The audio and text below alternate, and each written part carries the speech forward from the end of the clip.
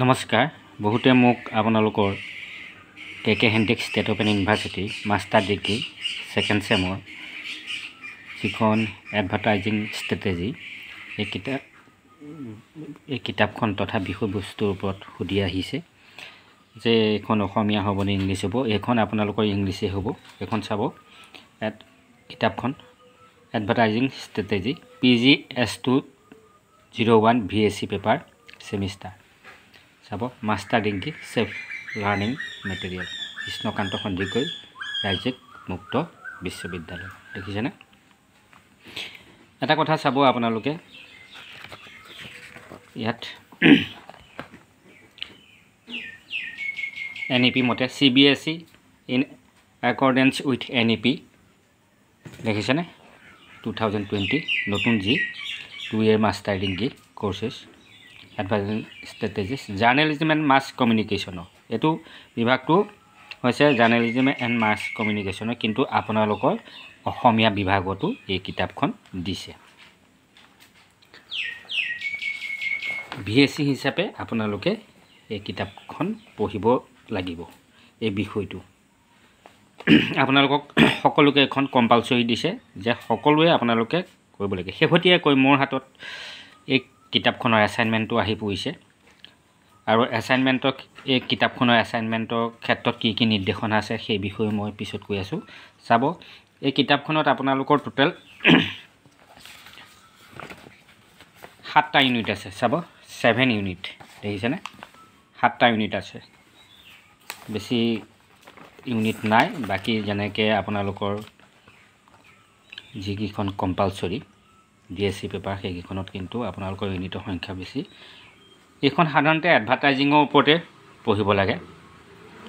Advertising basic concept কি unit ফাৰ্ষ্টত আছে, ইউনিট সেকেণ্ডত আছে IMC and advertising, unit 3 developing effective promotions, managing advertising 1 তেনেকুৱা ধৰণৰ আছে, মেনেজিং এডভাৰটাইজিং 2, মিডিয়া ষ্ট্ৰেটেজিজ আছে আৰু ইভেলুৱেটিং এডভাৰটাইজিং এফেক্টিভনেছ। এতিয়া চাব শেহতীয়াকৈ আপোনালোকৰ এই কাকতখনৰ কিন্তু আপোনালোকৰ এছাইনমেণ্ট আহিছে দেখিছেনে। এইটো মই মোবাইলৰ পৰা চাইছোঁ Krishnakanta Handique state open university MA in journalism and mass communication home assignment চাব দেখিছে। assignment are required to be written in your own language.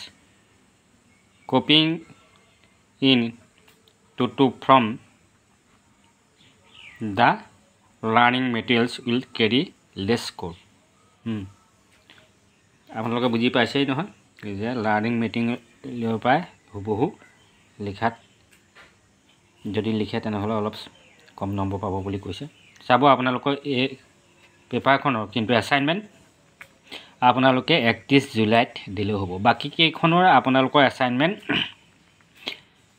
জুনৰ লাষ্ট ডেট দিছে কিন্তু এইখনৰ আপোনালোকৰ জুলাই লাষ্ট ডেটটো দিছে কাৰণ এইখন কিতাপখন নতুন হয় আৰু আপোনালোকক বিষয়টো নতুনকৈ দিছে আৰু এইটো এছাইনমেণ্টটো আপোনালোকক শেহতীয়াকৈ আহিছে। অন এছাইনমেণ্টবিলাক আপোনালোকক আগতীয়াকৈ দিলে কিন্তু এই কাকতখনৰ এছাইনমেণ্ট আপোনালোকক শেহতীয়াকৈ আহিছে কাৰণে আপোনালোকক কি হৈছে হাতত অতিৰিক্ত এমাহ সময়ো দিছে। 31/7/2024 এখন জমা দিয়া শেষ তাৰিখ, last date for submission of home assignment. ইয়াত 5টা কুৱেশ্যন আছে। আন যি কাকতৰ এছাইনমেণ্টৰ দৰে ইয়াতো আপোনালোকে 5টা এছাইনমেণ্ট কৰিব লাগিব বুজিছেনে। What are the important objectives of advertising? এনেকৈ আছে ডিফাইন ইণ্টিগ্ৰেটেড মাৰ্কেটিং কমিউনিকেশ্যন তেনেকৈ আছে। ইয়াত এটা আপোনালোকৰ এনভাইৰনমেণ্টৰ ওপৰত কুৱেশ্যন আছে। How can advertising impact the environment, discuss with example এনেধৰণৰ আছে। আপোনালোকে এইখন চাব VSC পেপাৰ সকলোৰে ল'ব লাগিব কিন্তু সকলোৰে কাৰণে এইখন আপোনালোকৰ কম্পালসৰি পেপাৰ। আৰু মই এইখনৰ আপোনালোকৰ গোটেইকেইটা এছাইনমেণ্টৰ এনচাৰ শীঘ্ৰে দিবলৈ চাম। আপোনালোকে বহুতে সুধি আছিলে এই পেপাৰখন কেনেকুৱা হ'ব কি হ'ব। অসমীয়াত লিখিব পাৰিবনে বা ইংৰাজীত হ'বনে মই কৈছোঁ যে এখন ইংৰাজীতে হ'ব আপোনালোকৰ ইংৰাজী পেপাৰ বাকীকেইখন অসমীয়া আৰু মই এই কাকতখনৰ এছাইনমেণ্ট আপোনালোকক দিবলৈ চাম নতুনকৈ অহাসকলে মোৰ চেনেলটো ছাবস্ক্ৰাইব কৰি ল'ব আৰু লাইক কমেণ্ট কৰি কেনেকুৱা হৈছে জনাব আজিলৈ আহোঁ ধন্যবাদ